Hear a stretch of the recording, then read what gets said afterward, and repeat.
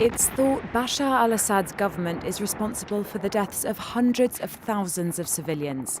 His regime is the biggest killer of women and children in the war that's raged on for 9 years. However, it's often difficult to find the proof. New recordings leaked to the Telegraph show how the Syrian president's forces are deliberately targeting civilians.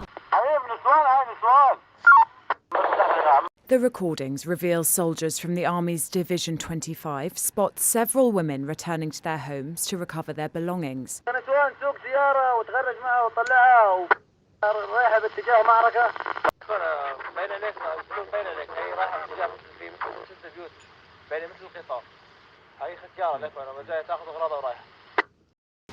At least one of them appears uncomfortable about the prospect of shooting the seemingly elderly women.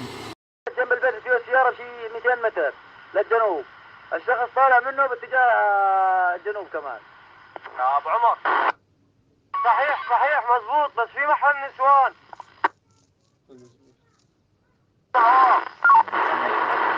But ultimately, it's clear the troops have no qualms about targeting unarmed civilians off the battlefield. شايفه راح يوصل البيت الثاني شايفه؟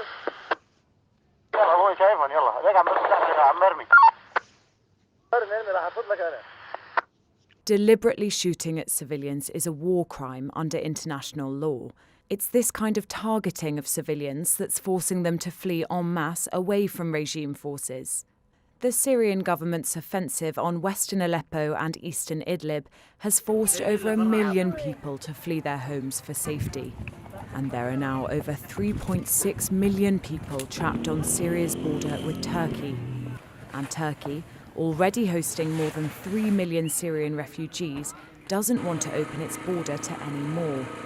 The UN this week warned if nothing changes, the trajectory we're on is the world's biggest humanitarian horror story of the 21st century.